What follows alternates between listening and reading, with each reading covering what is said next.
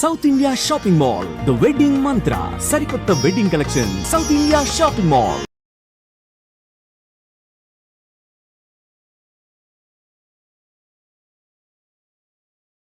Hi, welcome to I dream. ఈ శుక్రవారం థియేటర్లో భైరవ్ మూవీ రిలీజ్ అయింది. సినిమాకి మంచి టాకే వచ్చింది. ముగ్గురు మంచి హీరోలే ఉన్నారు. అయితే కలెక్షన్ మాత్రం అనుకున్న స్థాయిలో లేదు. దీనికి మహేష్ బాబు కలేజా మూవీ కారణం అని చెప్పి విశ్లేషకులు అంటున్నారు. అసలు భైరవ్ మూవీకి కలేజా మూవీకి సంబంధం ఏంటి? భైరవ్ మూవీ కలెక్షన్ కలేజా వల్ల తగ్గడం ఏంటి? ఇలాంటి విషయాలన్నీ మనకు తెలియజేయడానికి భరద్వాజ్ గారు మనతో ఉన్నారు. ఆయన అడిగి తెలుసుకుందాం. హాయ్ సార్, నమస్తే. నమస్తే సార్, అంటే మార్నింగ్ ఈరోజు చాలా సోషల్ మీడియా సైట్స్లో కానీ సోషల్ మీడియాలో కానీ భైరవం మూవీని కలేజా చంపేసిందా, ఇలాంటి ఒక టైటిల్ చూశాను సార్. అవును.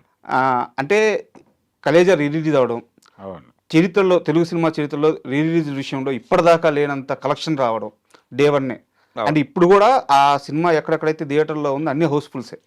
ఇంత కలెక్షన్ రావడం, ఆ ఎఫెక్ట్ అంతా భైరవం మీద పడింది అని చెప్పి అందరూ అంటున్నారు.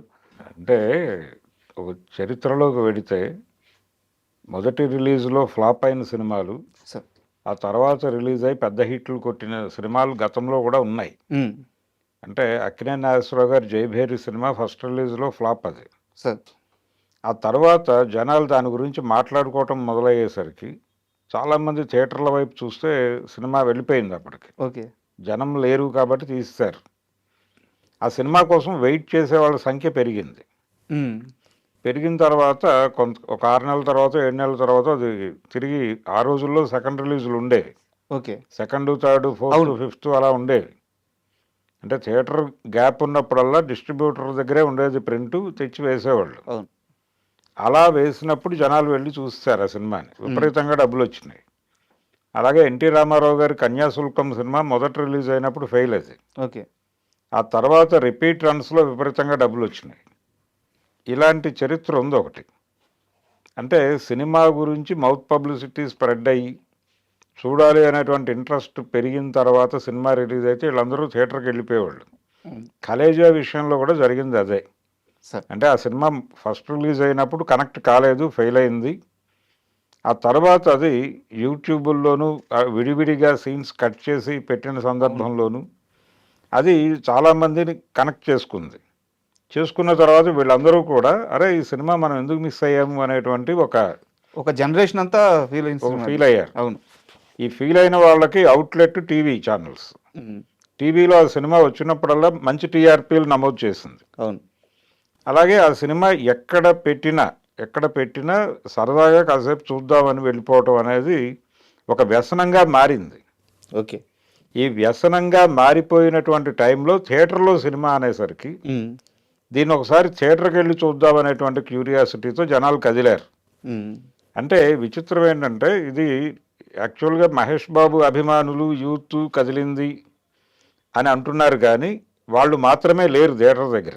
ఓకే, వాళ్ళ వెనక జనరేషన్ కూడా ఇంకోటి ఉంది. అంటే ఇప్పుడు థియేటర్ల దగ్గరికి వెళ్ళినటువంటి జనరేషన్ తండ్రులు తల్లులు కూడా అక్కడ కనిపిస్తున్నారు థియేటర్ల దగ్గర. అంటే 2 జనరేషన్ల ఆడియన్స్ థియేటర్ల దగ్గరికి మోహరించారు. ఇది ఆ సినిమా క్రియేట్ చేసుకున్నటువంటి ఒక ఇమేజ్. ఆ సినిమా తనకి తానుగా క్రియేట్ చేసుకున్న ఇమేజ్తో ఇప్పుడు ఆడియన్స్ని థియేటర్లకు రప్పించుకోగలిగింది. కానీ భైరవం గొడవ వేరు. ఈ ఫ్లో వలన భైరవం దెబ్బతింది అనేటువంటి పరిస్థితి కనిపిస్తోంది, కానీ భైరవం దాని పద్ధతిలో అది ఉంది అంతే తప్ప దీనికోసం పక్కన పెట్టాలి అని ఎవరు అనుకోవడం లేదు. అంటే ఇప్పుడు మీరే అన్నారు సార్, మీడియా అనటం అంది. అంటే జనాలు అక్కడ కనిపిస్తున్నారు, అవును, ఇక్కడ కనిపించాల్సినంత కనిపించడం లేదు. అవును. కాబట్టి ఆ సినిమా తినేసింది ఈ సినిమాని అనే అభిప్రాయం. ఒకవేళ ఆ సినిమా లేకపోతే వాళ్ళందరూ ఇటు వచ్చేవాళ్ళేమో అనే ఒక సందేహం. డెఫినెట్గా వచ్చి ఉండేవాళ్ళు కాదు. ఎందుకంటే ఇది ఇన్ని సంవత్సరాలుగా క్రియేట్ చేసుకున్నటువంటి ఒక బేస్, ఒక ఆడియన్ బేస్ని క్రియేట్ చేసుకుంది ఆ సినిమా. స్వతహాగా ఆ సినిమాకి ఫ్యాన్స్ ఉన్నారంటారు మీరు? అవును. ఆ సినిమా థియేటర్లో వస్తే చూడాలి అనేటువంటి అభిప్రాయం కలిగించింది అది. ఆ కలిగించిన జనాలందరూ అలా కదిలి వెళ్ళిపోయారు. అది కనిపిస్తోంది మనకు అక్కడ క్రౌడ్.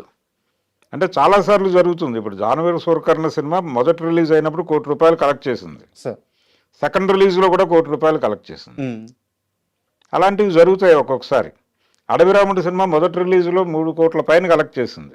సెకండ్ రిలీజ్లో అది పెద్దగా ప్రభావం చూపించలే. ఓకే. కానీ కర్ణ ఎప్పుడు రిలీజ్ అయినా కానీ అది ప్రభావం చూపించింది.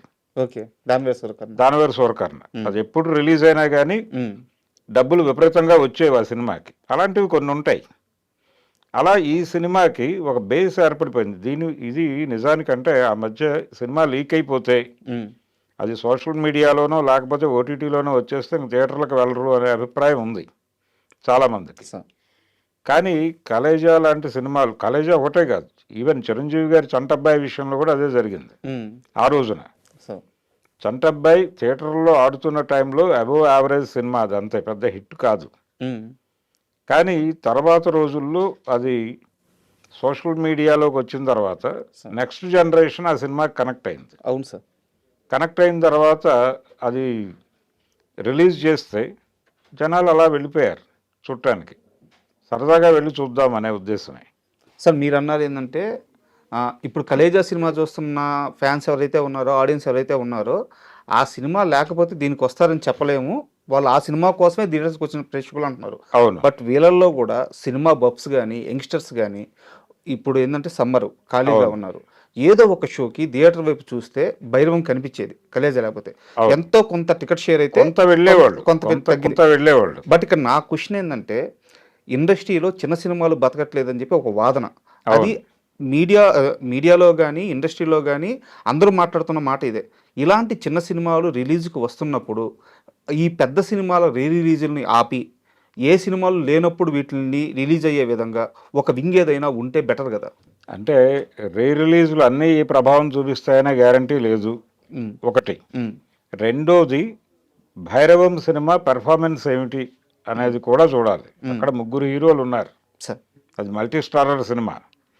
అలాగే దాదాపు 8 సంవత్సరాల గ్యాప్తో మంచు మనోజ్ అవును కనిపించాడు తెర మీద. ఆ సినిమా మీద కొంత క్యూరియాసిటీ పుట్టడానికి మనోజ్ ఉండటం కూడా కారణం. తప్పకుండా. అంటే అతని లైఫ్లో ఉన్నటువంటి గందరగోళాలు వీటన్నిటి నుంచి ఒక బజ్ క్రియేట్ అయి ఉంది ఆ సినిమాకి. అవును. దానికి కూడా ఒక ఆడియన్ బేస్ ఉంది.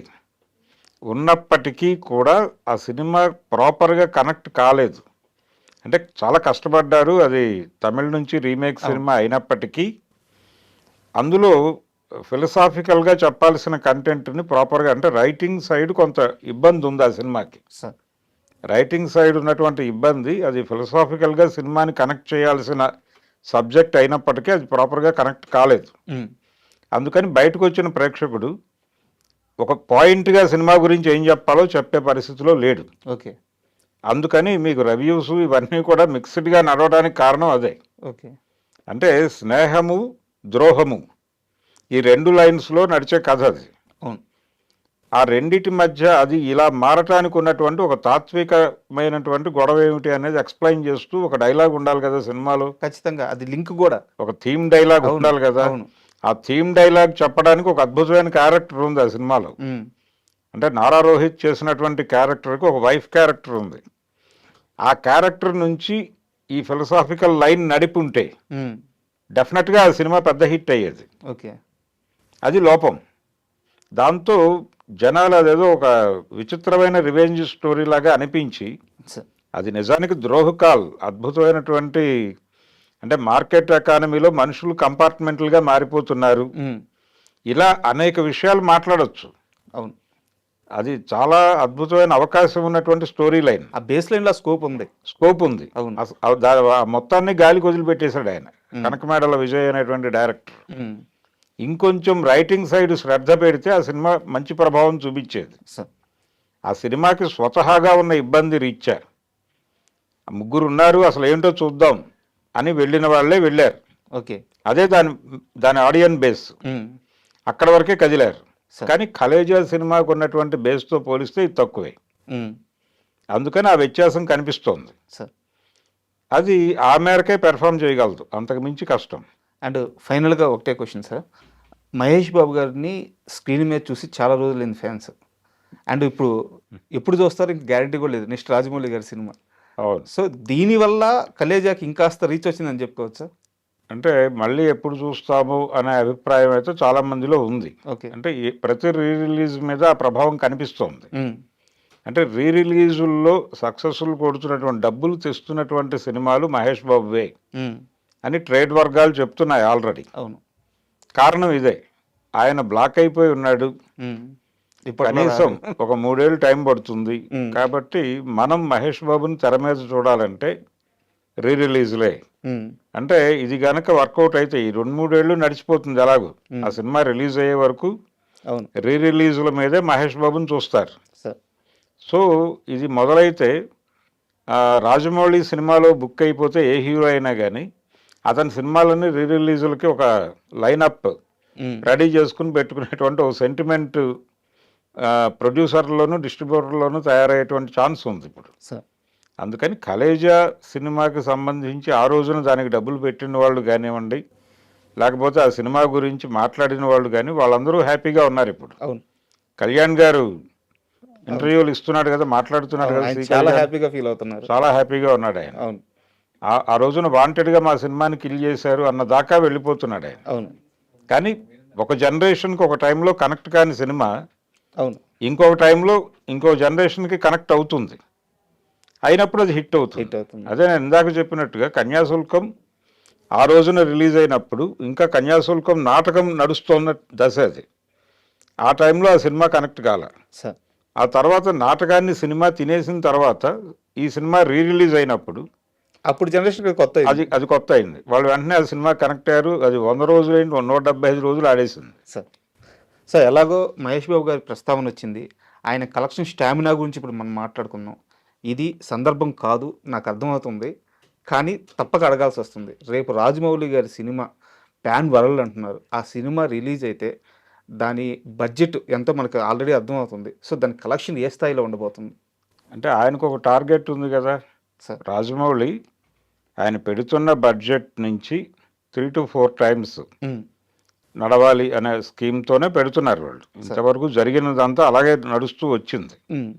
అంటే 400 పెడితే 1200 కోట్లు కనీసం రావాలి, 16 రావాలి అనేది టార్గెట్. 12 వచ్చినా పర్లేదు అనుకునే పరిస్థితిలో డబ్బులు పెడుతున్నారు. ఇప్పుడు 1000 కోట్ల సినిమా అంటే అది కనీసం 4000 కోట్లు.